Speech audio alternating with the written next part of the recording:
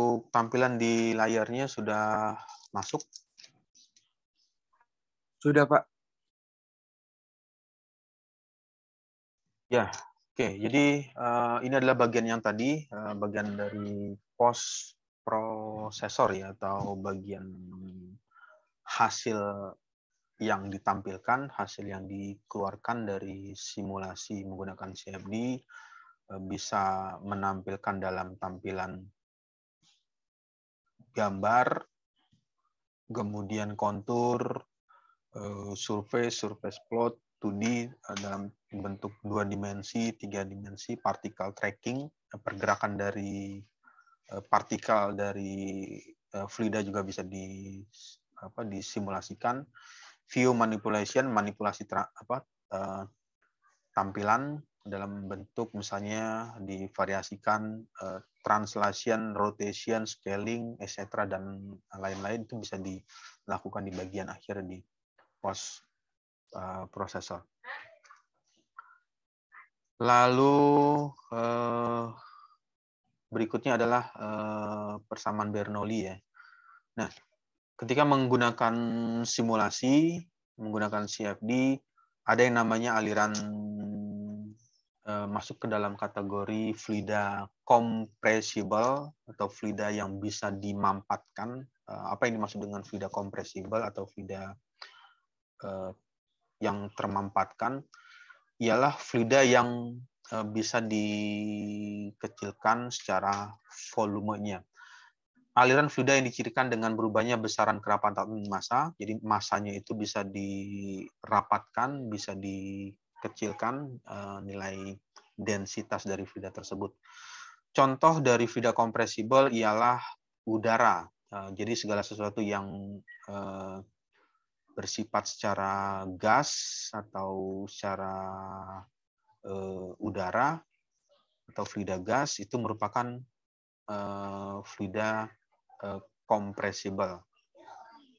Persamaan yang digunakan ketika melakukan simulasi dengan fluida compressible, CFD mengenerate atau menghitung dengan persamaan ini, energi potensial juga berpengaruh, kemudian berapa nilai entalpi dari fluida yang digunakan tersebut. Lalu pola aliran yang terbentuk. Jadi ada bagaimana pola aliran yang terjadi atau aliran yang dibentuk pada saat simulasi dikerjakan. Apakah alirannya masuk ke dalam aliran laminar atau aliran turbulen. Garis alir pada fluida mengalir terdapat dua jenis. Yang pertama adalah aliran laminar, kemudian aliran turbulen. Aliran laminar ini fluida yang mengikuti suatu garis lurus atau lengkung jelas antar ujung dan pangkalnya. Di bagian laminar ini bisa ditampilkan ya nanti menggunakan fungsi streamline atau garis alir untuk melihat pola aliran yang keluar atau pola aliran yang terjadi. Lalu bagaimana dengan turbulen? Turbulen aliran fluida yang ditandai dengan adanya pusaran atau aliran yang berputar atau partikel tersebut mengalami vorticity. Dan arah gerak partikelnya berbeda, jadi partikel 1 dengan partikel 2, partikel 3 dengan partikel 4, 4 dan 5 dan seterusnya memiliki nilai kecepatan yang berbeda. Selain memiliki kecepatan yang berbeda, juga mempunyai arah gerak ya, arah gerak atau arah gerakannya yang berbeda. Jadi antara partikel 2 dengan 3, 3 dengan 1, 1 dengan 5 atau 1 dengan 4 itu tidak ada yang sama.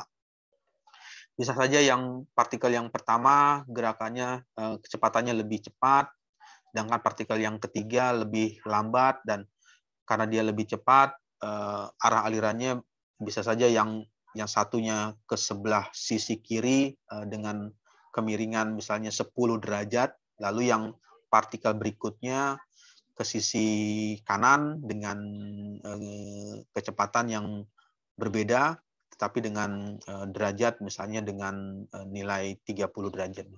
Jadi tidak ada yang sama. Nah, karena ketidaksamaan inilah gerakan partikel tersebut dimasukkan ke dalam kategori aliran turbulen atau aliran yang mengeluarkan aliran acak. Contoh alirannya seperti ini adalah laminar flow, turbulent flow. Jadi seperti itu untuk tampilannya.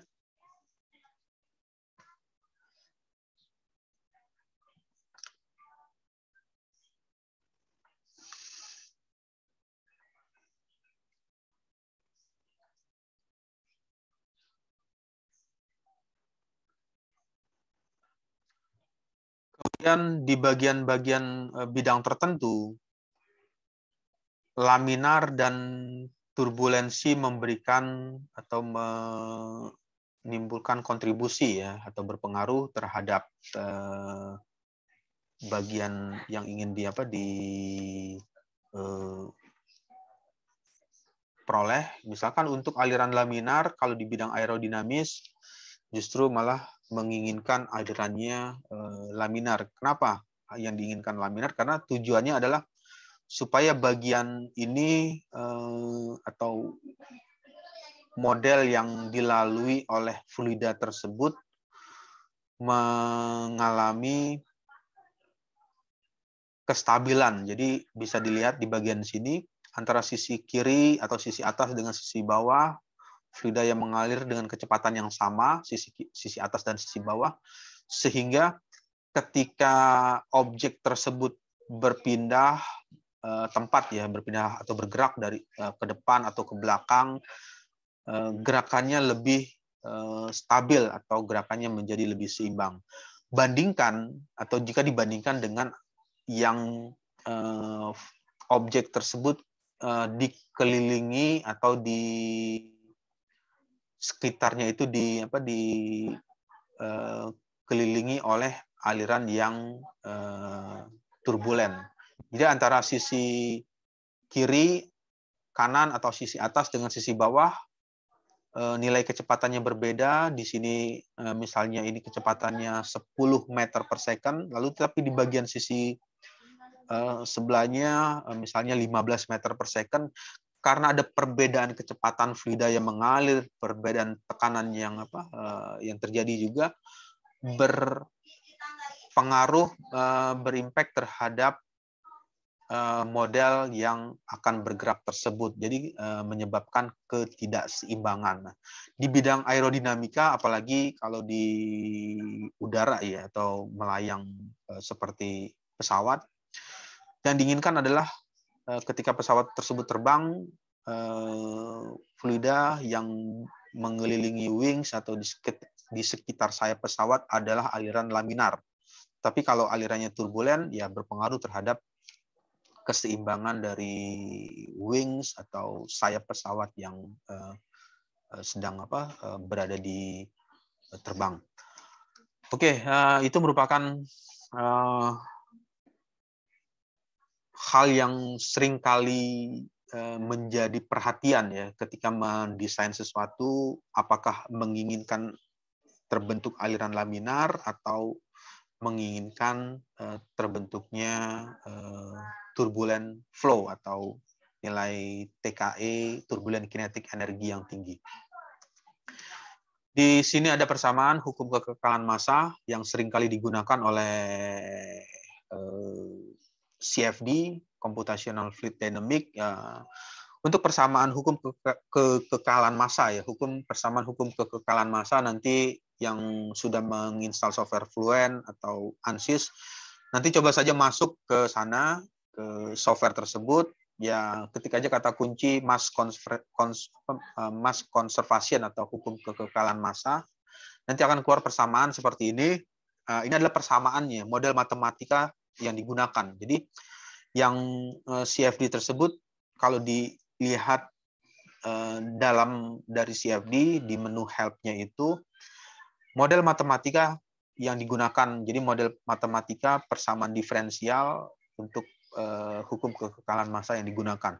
Di bagian ini ada nilai rho, di sini ada nilai rho ya, rho nilai density, density itu nilai kerapatan dari fluida yang digunakan. V vektor kecepatan, arahnya, arah kecepatannya apakah arah aksis X, sumbu Y, arah Z, atau bidang XY arah kecepatannya. Penambahan massa pada fase kontinu. Jadi di bagian tersebut bisa digunakan. Nah, ketika menggunakan persamaan hukum kekekalan massa ini, CFD menghitung dengan rumus ini. CFD menghitung dengan rumus matematika ini, yang dihasilkan adalah gambar konturnya atau gambar post processing atau gambar yang dihasilkan. Untuk tampilannya ya banyak sekali yang bisa dikeluarkan. Nanti ada berhubungan dengan nilai nilai flow, nilai kecepatan, kemudian nilai tekanan, nilai garis alir, streamline, stream function, dan lainnya. Lalu Reynolds ini melakukan umumnya digunakan di rata-rata ya. Nanti coba saja masuk ke Fluent, software Fluent, ketik saja kata kuncinya itu adalah Reynolds average. Average itu adalah rata-rata dari Reynolds. Bilangan Reynolds itu bisa saja mengalami perubahan. Reynolds itu kalau dituliskan rho V D per viscosity. Nah, karena viskositas atau density itu bisa mengalami perubahan, kenapa dia bisa berubah? Ya bisa saja dipengaruhi oleh nilai ada temperatur, kenaikan suhu, kenaikan temperatur, sehingga nilai density-nya mengalami kerapatan atau mengalami renggang, itu juga menyebabkan nilai Reynolds-nya berubah. Di tampilan ini untuk nilainya kecepatan rata-rata fluktuatif, jadi ada kecepatan yang mengalami perubahan secara fluktuatif. Lalu selanjutnya model viscosity atau viskositas turbulensi yang terjadi, nilai viskositas turbulen yang terbentuk. Viskositas turbulen mu T disimbolkan, rho adalah nilai density dari fluida, viskositas fungsi peredam, kecepatan. Nilai-nilai ini memberikan pengaruh terhadap nilai viskositas dari turbulen tersebut. Oke, model turbulensi banyak sekali ya. Ada model, salah satunya ini adalah salah satu model turbulen standar, KE atau K epsilon model. Untuk model turbulen K epsilon standar, nanti coba masuk saja ke menunya Help Fluent, karena tiap software itu bisa saja dia mengenerate atau membuat model turbulensinya agak sedikit berbeda. Misalnya untuk software Fluent dengan software SolidWorks, Flow Simulation, atau software yang lain, bisa saja ada sedikit perbedaan. Tetapi pada dasarnya ya model tersebut adalah model turbulen K epsilon model. Nah, di bagian ini yang perlu diperkuat adalah ketika menggunakan tools atau software tersebut, cobalah masuk ke dalam menu help-nya. Lihat di menu help-nya model matematika apa yang digunakan, persamaan apa yang dipakai, rumus apa yang dimasukkan untuk menghitung di simulasi tersebut. Karena rumus-rumus atau persamaan yang digunakan tersebut memberikan pengaruh terhadap nilai akhir berupa post prosesornya atau kontur yang akan ditampilkan. Di bagian ini model K epsilon model sebagai tampilannya seperti ini. Model ini merupakan model semi empiris. Empiris itu berdasarkan dari hasil percobaan atau pengalaman yang dilakukan secara empirikal, yang pertama kali dikembangkan oleh Launder dan Spalding. Untuk model turbulensi ini banyak bisa saja terus berkembang terus bahkan peneliti atau student ya, PhD student atau mahasiswa itu juga bisa membuat model turbulensi sendiri, model K-epsilon versi sendiri lah. Tetapi nggak bisa membuat secara semudah itu, tapi harus ada landasan, ada gambaran dasarnya bagaimana model tersebut bisa menghasilkan atau bisa merepresentasikan dari kondisi turbulens yang aktual. Untuk model turbulen K-epsilon model yang dikembangkan oleh Lauder dan Spalding ini merupakan model turbulensi yang cukup lengkap ya, karena ada two equation, ada dua persamaan yang persamaan tersebut dapat memungkinkan untuk kecepatan turbulen. Di bagian ini ada turbulent velocity dan scale panjang, length scale ditentukan secara independen atau secara terpisah. Apa perbedaan antara turbulent velocity dan scale length scale-nya? Nah, kalau diilustrasikan di bagian hasil post processing-nya itu, ini adalah gambaran ya, turbulent. Di sini ada turbulent flow-nya. Untuk turbulent flow tadi velocity turbulent ya, viskositas turbulent terpisah. Jadi kalau yang dimaksud dengan length scale-nya itu panjang turbulensi yang terbentuk. Nah, ini berapa L-nya, berapa nilai L atau panjang yang dihasilkan dari aliran turbulensi tersebut. Kemudian balik lagi ke slide yang selanjutnya. Untuk suaranya bisa masuk ya, bisa masuk, jelas terdengar.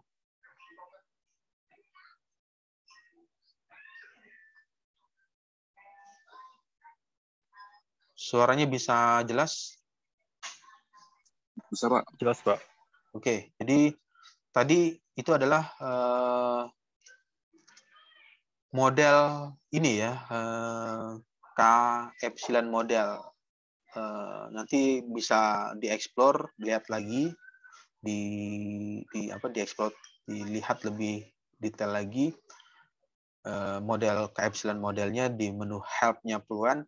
Ketik saja K, huruf K ya, K terus E, epsilon, turbulent K-epsilon model, nanti akan keluar model turbulensi. Kecepatan turbulent velocity, dan scale panjang ditentukan secara independen. Independen itu ya artinya terpisah. Model K-epsilon model ini umumnya sering digunakan pada simulasi aliran fluida dan proses perpindahan panas. Jadi ada, kalau fluida tersebut membawa panas, nilai temperatur tertentu, lalu temperatur misalnya ada fluida dingin dengan temperatur 30 derajat Celcius, satu lagi ada fluida yang masuk dengan temperatur misalnya 100 derajat Celcius, lalu terjadi turbulensi atau pencampuran, bisa menggunakan model K-epsilon model standar. Model K-epsilon sering digunakan untuk aliran fluida dan perpindahan panas. Kemudian bagaimana dengan model yang lain? Ada namanya model turbulensi RNG. RNG itu merupakan singkatan renormalis. Re itu renormalis group ya. Nanti coba saja masuk ke menunya help-nya di Fluent. turbulence, ketik huruf R dan huruf R, N, G. Nanti akan keluar model turbulent tersebut. Nah, untuk model RNG K epsilon diturunkan, jadi merupakan penurunan dari model ini. Model K epsilon model ini diturunkan, dikembangkan lagi menjadi K epsilon RNG, model RNG K epsilon menggunakan cara statistik atau yang disebut dengan teori renormalisasi kelompok atau RNG. Bentuk persamaan yang digunakan sama dengan model K epsilon standar, jadi sama dengan model persamaan 1 dan 2, tetapi melibatkan beberapa perbaikan. Nah, apa saja yang diperbaiki untuk bagian ini? Model RNG menambahkan untuk besaran tambahan pada persamaan laju disipasi, kemudian nilai epsilon tersebut ada ditambahkan. Tujuannya adalah untuk meningkatkan akurasi untuk aliran yang tiba-tiba di depannya tersebut ada penghalang. Jadi kalau misalnya bisa dibayangkan ada aliran di dalam pipa, aliran tersebut sudah aliran turbulen ya, karena bilangan Reynolds-nya di atas bilangan 10.000 misalnya. Nah, karena sudah turbulen, lalu tiba-tiba di bagian saluran tertentu ada bagian yang memberikan penghalang, atau di bagian pipa tersebut ada saluran yang menghalangi secara tiba-tiba, maka akan terjadi peningkatan yang awalnya sudah turbulen, sudah acak, tiba-tiba ditambahkan acak lagi karena ada aliran yang terhalang. Jadi ada geometri yang menghalangi aliran tersebut sehingga meningkatkan aliran turbulensi. Makanya di sini dituliskan persamaan laju disipasi epsilon yang dapat meningkatkan akurasi untuk aliran yang terhalang secara tiba-tiba. Jadi di bagian tersebut bisa menampilkan aliran yang terhalang secara tiba-tiba.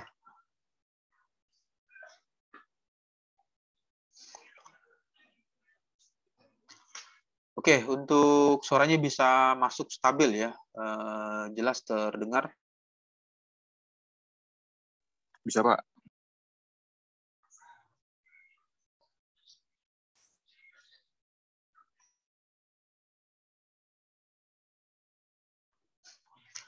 Kemudian efek putaran atau efek rotasi pada turbulensi juga memberikan pengaruh.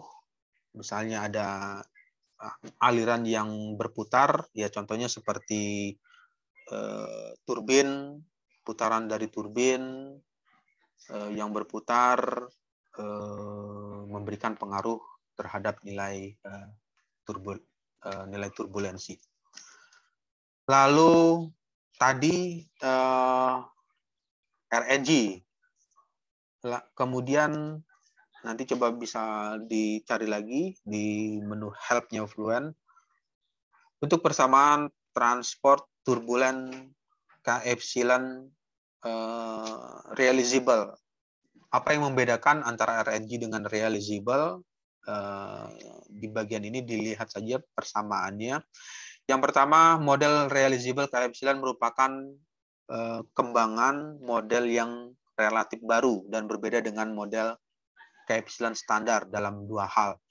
Yang pertama, dalam dua hal itu, pada model K epsilon terdapat formulasi baru untuk memodelkan nilai viskositas turbulensi yang terbentuk. Jadi kekentalan dari turbulen, viskositas turbulen itu bisa dimodelkan.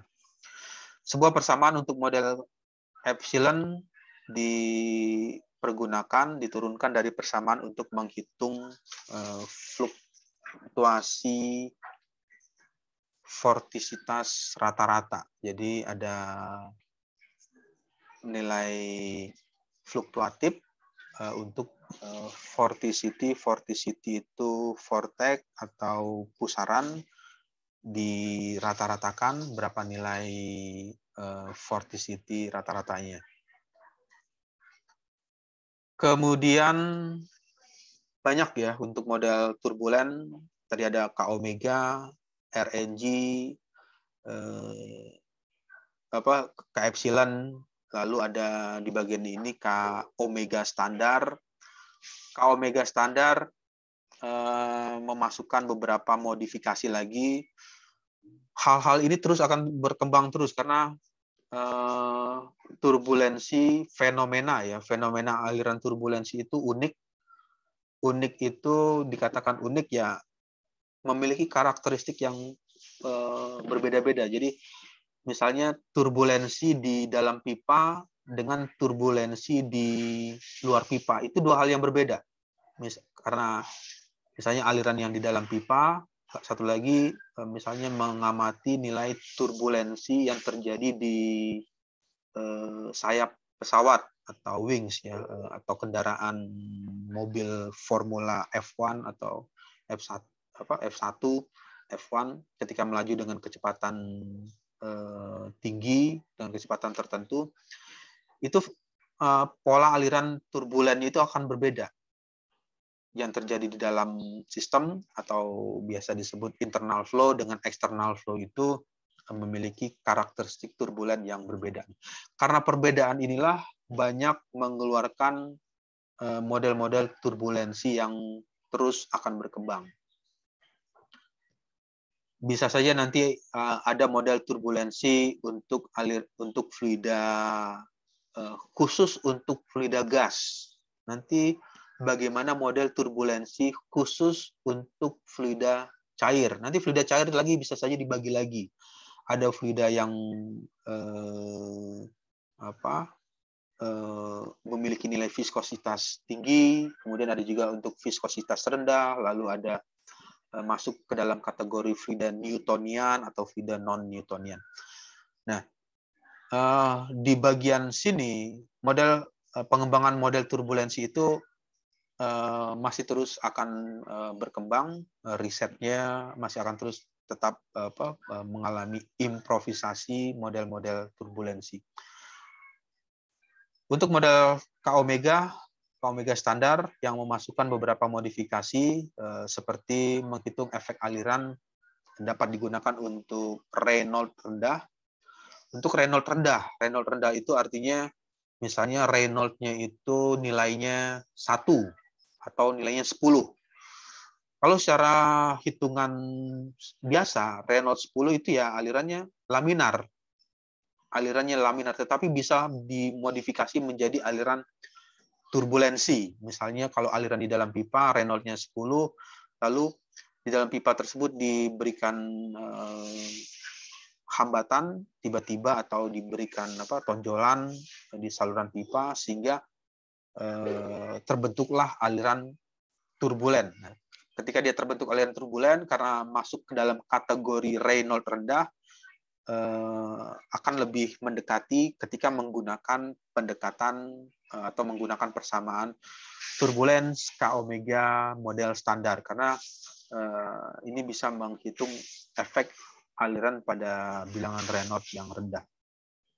Untuk fluida yang digunakan adalah fluida kompresibilitas. Kompresibel berarti masuk ke dalam fluida gas atau fluida udara dan proses penyebaran aliran geser atau shear flow. Lalu berikutnya model ini diaplikasikan pada aliran dalam saluran maupun aliran bebas. Jadi bisa digunakan untuk internal flow. Internal flow itu aliran di dalam sistem maupun di luar sistem, external flow, aliran bebas, free shear flow ya, aliran bebas geser itu dapat menggunakan model turbulence ke omega standar. Ya, oke. Sampai sini ada pertanyaan atau ada yang ingin didiskusikan untuk berbagai macam model aliran turbulen. Untuk aliran turbulen masih banyak bisa dikembangkan, bahkan bisa mengenerate sendiri dengan membuat persamaan model matematikanya menggunakan UDF, User Defined Function. Jadi dibuat sendiri, tidak menggunakan persamaan turbulen K omega atau RNG atau K epsilon, tetapi menggunakan persamaan model turbulen sendiri. Itu bisa dilakukan, bisa di-create ya dengan ketentuan harus mengetahui terlebih dahulu nilai-nilai apa yang ingin dimasukkan di dalam persamaan turbulen tersebut. Oke, sampai sini ada pertanyaan? Kalau tidak ada pertanyaan untuk perkuliahan, absensi perkuliahan di Edmodo dengan menuliskan nama, NIM, nomor induk mahasiswa untuk pertemuan minggu ini. Kemudian sering-sering membuka Edmodo ya, aplikasi dari Edmodo, sistem Edmodo, karena selama 1 minggu bisa saja saya memasukkan tugas ya, tugas mandiri atau tugas individu. Jadi sering-seringlah membuka Edmodo, karena di bagian Edmodo tersebut bisa saja diposting tugas individu. Selain tugas kelompok, tugas presentasi yang tadi dilakukan itu adalah tugas kelompok, nanti bisa saja ada tugas individu untuk mata kuliah aplikasi CFD. Ya, ada pertanyaan? Kalau tidak ada pertanyaan, saya rasa cukup untuk perkuliahan hari ini. Untuk mata kuliah aplikasi CFD, kita ketemu lagi di minggu depan untuk mata kuliah yang sama, aplikasi CFD. Saya ucapkan selamat sore. Wassalamualaikum warahmatullahi wabarakatuh.